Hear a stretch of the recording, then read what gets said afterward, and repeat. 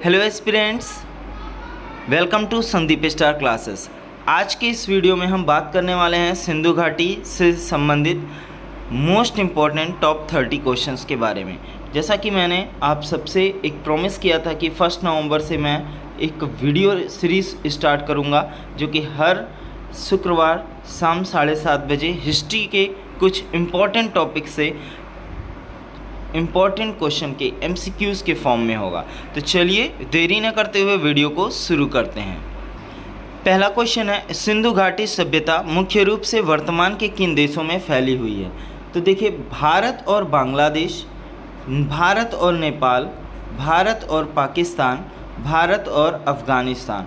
तो आपका सही उत्तर है भारत और पाकिस्तान।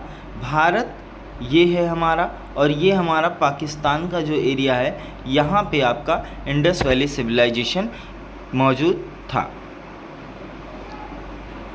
आज का हमारा अगला क्वेश्चन है, सिंधु घाटी के लोग किन लोगों के साथ व्यापार करते थे? तो सिंधु घाटी के लोग जो है किन लोगों के साथ व्यापार करते थे? चीन, मेसोपोटामिया, अफ़गानिस्तान और श्रीलंका। तो इसमें आपका सही उत्तर होगा मेसोपोटामिया। सिंधु घाटी के लोगों की जो व्यापार थे वह मेसोपोटामिया के लोगों के साथ हुआ करते थे। अगले क्वेश्चन पर चलते हैं। अगला क्वेश्चन है आपका, लोथल शहर कहाँ स्थित है? पंजाब, हरियाणा, गुजरात या राजस्थान? तो आपका लोथल शहर जो है वह आपके गुजरात में स्थित है। आपका अगला क्वेश्चन है, निम्नलिखित में से किसने सिंधु घाटी नदी घाटी के लोगों के लिए बाधा के रूप में कार्य नहीं किया है? ऑप्शन ए हिमालय पर्वत, ऑप्शन बी हिंदुकुश पर्वत, ऑप्शन सी सहारा रेगिस्तान, ऑप्शन डी थार रेगिस्तान। तो आपका सही उत्तर होगा सहारा रेगिस्तान। देखिए, सहारा रेगिस्तान चूँकि भारत और पाकिस्तान दोनों ही क्षेत्रों में नहीं आता है, इस वजह से सहारा रेगिस्तान जो है वह किसी भी रूप में जो है बाधा के रूप में सिंधु नदी घाटी के लोगों के लिए नहीं जाना जाता है। निम्नलिखित में से किस राज्य में सिंधु घाटी सभ्यता के खंडहर नहीं मिले? हरियाणा, असम, राजस्थान, पंजाब। तो सही उत्तर होगा आपका असम। असम में किसी भी सिंधु घाटी सभ्यता के कोई भी खंडहर या अवशेष नहीं मिले हैं। हरियाणा में आपके मिला हुआ है, राजस्थान भी आपका जो है सिंधु घाटी सभ्यता के अवशेष वहाँ भी मिले हुए हैं, और पंजाब में तो सिंधु घाटी सभ्यता के अवशेष बहुत सारे मिले हुए हैं। तो आपका सही उत्तर है असम। यह एक ऐसा शहर है, राज्य है, जहाँ पर आपको किसी भी तरह का सिंधु घाटी सभ्यता से रिलेटेड कोई भी खंडहर नहीं मिला हुआ है। अगला क्वेश्चन है, सिंधु स्थल पर पाई गई कांस्य आकृति किसकी है? तो नाचती हुई महिला की, चलने वाली महिला की, या फिर दौड़ते हुए आदमी की, या ऑप्शन डी दौड़ते हुए घोड़े की? तो आपका सही उत्तर जो कांस्य की आकृति मिली हुई थी वह थी नाचते हुए महिला की। किसकी मिली थी? नाचते हुए महिला की। अगला क्वेश्चन है, सिंधु घाटी सभ्यता के लोगों के लिए कौन सी नदी सबसे महत्वपूर्ण थी? गंगा, मिसिसिपी, सिंधु और नील नदी। तो सिंधु घाटी सभ्यता के लोगों के लिए सबसे महत्वपूर्ण नदी कौन सी थी? सिंधु नदी। क्यों थी? क्योंकि इसी नदी के किनारे जो है पूरी सिंधु सभ्यता पाई गई है। अगला क्वेश्चन है, गुजरात में 2 हड़प्पा कालीन शहर हैं, कौन कौन से? तो आपके कालीबंगन और भुज, ऑप्शन बी धौलवीरा और लोथल, ऑप्शन सी लोथल और सूरत, ऑप्शन डी इनमें से कोई नहीं। तो गुजरात में जो 2 हड़प्पा कालीन शहर हैं वह कौन कौन से हैं? आपके धौलवीरा और लोथल। यही आपके सही उत्तर हैं। आपका अगला क्वेश्चन है, मोहनजोदड़ो में सबसे बड़ी इमारत कौन सी है? धान्यागार, स्नानागार, सिटाडेल और लोअर टाउन। तो आपका जो मोहनजोदड़ो में सबसे बड़ी इमारत हमें अभी तक देखने को मिली है वह कौन सी थी? वह आपकी धान्यागार थी। क्या थी? धान्यागार थी। ठीक है, चलिए अगले क्वेश्चन की तरफ चलते हैं। अगला क्वेश्चन है, सिंधु घाटी सभ्यता किस महाद्वीप पर स्थित है? थी तो आपका ऑप्शन है Europe, option B Asia, option C Africa, option D Australia. तो सिंधु घाटी सभ्यता चूँकि भारत और पाकिस्तान में देखने को मिली है, और यह जो घाटी यह सभ्यता है वह भारत में देखने की वजह से, भारत चूँकि आपके एशिया महाद्वीप में है, तो आपका सही उत्तर हो जाएगा एशिया। चलिए आगे के क्वेश्चन की तरफ चलते हैं। सिंधु घाटी सभ्यता के लोगों को ज्ञात व्यापार की विशेषता क्या है? सिंधु घाटी के सभ्यता के लोग जो थे, वो लोग जो व्यापार का करने का जो उनका तरीका था, वह उसकी सबसे खास बात क्या थी? ऑप्शन ए वस्तु विनिमय प्रणाली, ऑप्शन बी दशमलव प्रणाली, ऑप्शन सी माप की रैखिक प्रणाली, ऑप्शन डी ऊपर के सभी। मीन्स कि अन्य सभी, जो भी तीनों ऑप्शन सही हैं। अब यहाँ पर देखिए, उन्हें वस्तु विनिमय प्रणाली भी पता था। वो एक स्थान से दूसरे स्थान पर जाते थे, एक सामान से दूसरे सामान से किसी का लेन देन करते थे, तो वहाँ उस समय रुपये नहीं चला करते थे। जैसे आजकल हम लोग जाते हैं दुकान पे तो रुपये लेकर के देकर सामान खरीद लेते हैं। तो उस समय क्या था, जैसे आपको गेहूँ चाहिए, हमारे पास चावल है, तो आप हमको अपना गेहूँ दे देते हैं और मैं आपको अपना चावल दे दूँगा। इस तरीके से वस्तु विनिमय प्रणाली था। और साथ ही साथ दशमलव प्रणाली भी इस समय आ चुकी थी। मतलब सिंधु घाटी सभ्यता के लोगों को दशमलव का ज्ञान था। साथ ही साथ यह लोग तौलने का भी काम करते थे, वस्तुओं को मेजर करने का काम किया करते थे। तो ये तीनों ही ऑप्शन आपके सही उत्तर होंगे। चलिए अगले क्वेश्चन की तरफ चलते हैं।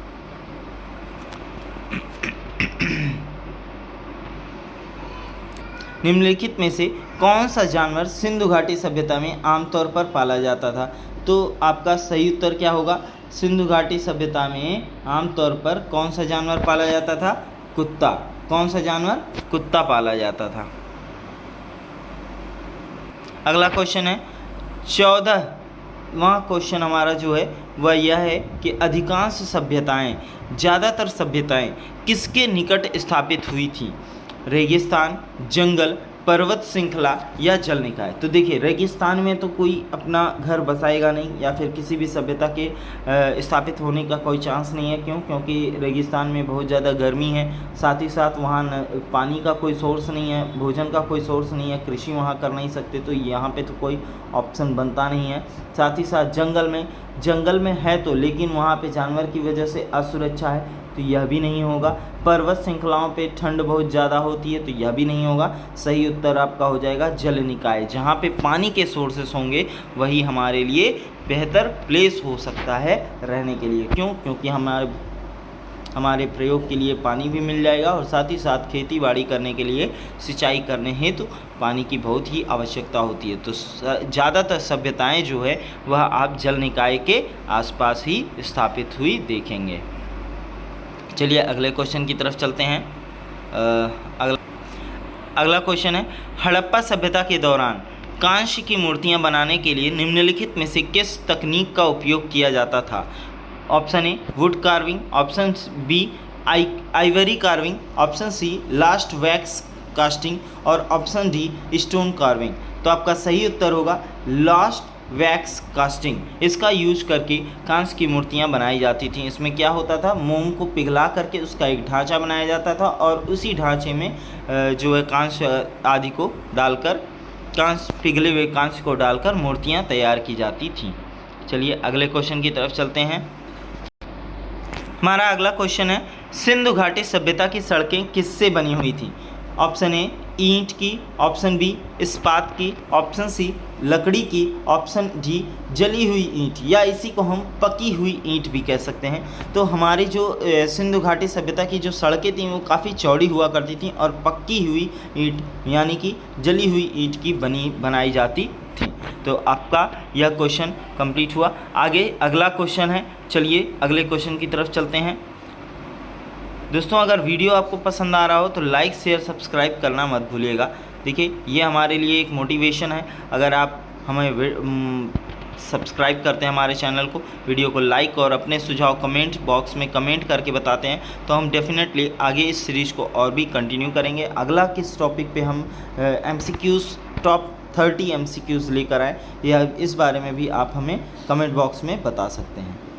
दोस्तों अगला क्वेश्चन है, कौन सी धातु हड़प्पा के लोगों को ज्ञात नहीं थी? मतलब किस धातु के बारे में हड़प्पा सभ्यता के लोगों को नहीं पता था? ऑप्शन ए तांबा, ऑप्शन बी चांदी, ऑप्शन सी लोहा, ऑप्शन डी कांस्य। तो उस समय लोगों को लोहे के बारे में कोई जानकारी नहीं थी, इसी वजह से उस समय को हम ताम्र पाषाण कालीन युग भी कहते हैं। हमारा अगला क्वेश्चन है, हड़प्पा सभ्यता की निम्नलिखित में से किस कलाकृति का उपयोग मुख्य रूप से व्यावसायिक उद्देश्यों के लिए किया जाता था? तो व्यावसायिक उद्देश्य के लिए किस कलाकृति का उपयोग किया गया है? कांस्य या धातु की मूर्ति का, पत्थर की मूर्ति का, मुहर का या टेराकोटा का? तो आपका सही उत्तर हो जाएगा मुहर का। मुहर इस तरीके से बनाते थे उस समय के लोग, और जो है इसका यूज़ ज़्यादातर राजा महाराजा या फिर व्यापारी वर्ग जो है व्यवसाय आदि करने के लिए करते थे। चलिए अगले क्वेश्चन की तरफ चलते हैं। सिंधु घाटी सभ्यता के शहरों में कौन से सार्वजनिक कार्य पाए गए जो सिंधु घाटी सभ्यता को कई अन्य नदी घाटी सभ्यता से अलग करते हैं? अब यहाँ पर ऐसी कौन सी सार्वजनिक पब्लिक लेवल पर वर्क किया गया है जो सिंधु घाटी सभ्यता को अन्य नदी घाटी सभ्यताओं से बिल्कुल अलग कर देता है? ऑप्शन ए लिखाई पढ़ाई, ऑप्शन बी नलसाजी, ऑप्शन सी कानूनी कोड, ऑप्शन डी उन्नत सैन्य। तो यहाँ पर जो आपका उत्तर होगा इस क्वेश्चन का उत्तर होगा नलसाजी। अब यहाँ देखिए क्या होता था कि बहुत ही सिस्टमेटिक सिटी हुआ करता था ये हड़प्पा सभ्यता। क्यों? क्योंकि यहाँ के जो नगर थे वहाँ सड़क के किनारे आपको नालियाँ देखने को मिलती थी, इस तरीके के ब्लॉकेज होते थे, इस तरीके के ये नालियाँ होती थी और नालियों के ऊपर ढक्कन लगे होते थे जो कि जिसके नीचे से पानी होकर के बहता था। अच्छा, ये ब्लॉकेज क्यों बनाए जाते थे? ताकि अगर कोई कूड़ा फंसा हो तो उसको यहीं से निकाल लिया जाए। तो देखिए कितना अच्छा सिस्टम था उस समय सिंधु घाटी सभ्यता के दौरान हड़प्पा नगर के लोगों का, कि जो है किस तरीके से बौद्धिक क्षमता थी कि वो लोग सारी चीज़ों को बहुत ही सुव्यवस्थित तरीके से बनाते थे। चलिए अगले क्वेश्चन की तरफ चलते हैं। आपका अगला क्वेश्चन है, सिंधु घाटी सभ्यता के किस स्थल से घोड़े के अवशेष मिले हैं? तो आपको कहाँ से घोड़े के अवशेष देखने को मिले हैं? आपको सुरकोटदा, ये आपके गुजरात में है सुरकोटदा, वहाँ से आपको जो है घोड़े के अवशेष देखने को मिलेंगे। अगला क्वेश्चन है, नदी घाटी सभ्यता के काल को किस नाम से भी जाना जाता है? मतलब सिंधु घाटी सभ्यता जो कि नदी घाटी सभ्यता या हड़प्पा सभ्यता के नाम से भी जाना जाता है, इसे अन्य किस और नाम से जाना जाता है? ताम्र पाषाण युग, ऑप्शन बी नव पाषाण युग, ऑप्शन सी मध्य पाषाण युग, ऑप्शन डी कांस्य युग। तो देखिए उस समय तांबे के बारे में लोगों को बहुत अच्छी जानकारी थी, ताम्र के बारे में, इस वजह से इसका सही उत्तर हो जाएगा आपका ताम्र पाषाण युग। तो इस नदी घाटी सभ्यता को, या फिर हम कहें सिंधु घाटी सभ्यता को, या फिर हम कहें हड़प्पा सभ्यता को ताम्र पाषाण युग के नाम से भी जानते थे। चलिए अगले क्वेश्चन की तरफ चलते। अगला क्वेश्चन है हमारा, सिंधु घाटी सभ्यता का शहर किन दो भागों में विभाजित था?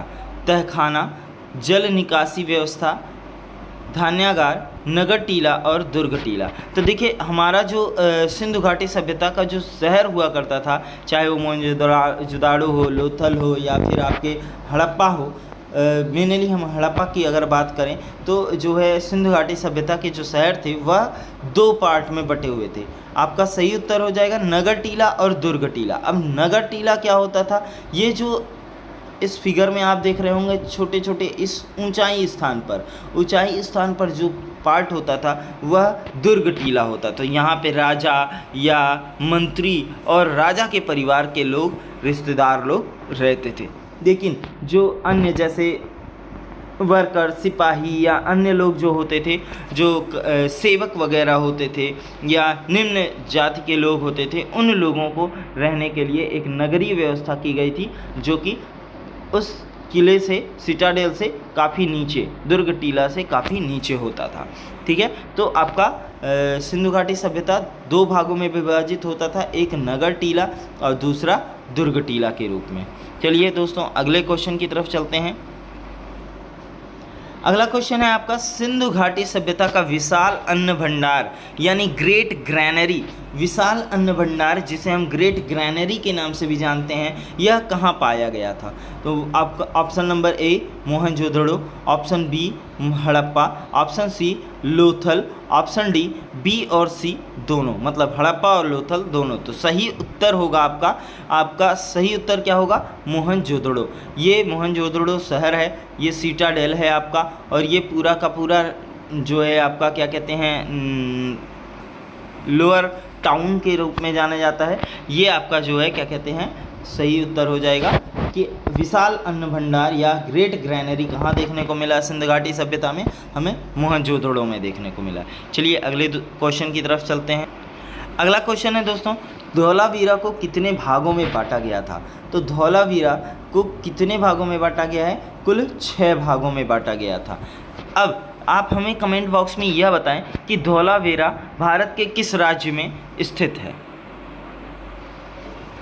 चलिए अगले क्वेश्चन पे चलते हैं। अगला क्वेश्चन हमारा 25 नंबर का है। क्या कह रहा है क्वेश्चन कि निम्नलिखित में से कौन सा ऐसा जानवर है जो आमतौर पर सिंधु घाटी की मुहरों में चित्रित किया गया है?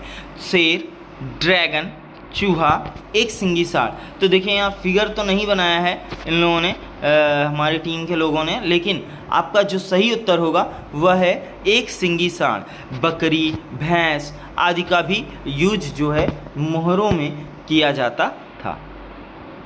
अगला क्वेश्चन की तरफ चलते हैं, लेकिन उसके पहले अगर वीडियो पसंद आई हो तो प्लीज़ आप लोग लाइक शेयर सब्सक्राइब करना मत भूलिए। अपने दोस्तों के साथ भी शेयर करते रहिए, इससे हमें मोटिवेशन के साथ साथ हमें अगले वीडियो के लिए वर्क करने में भी हेल्प होती है थोड़ा।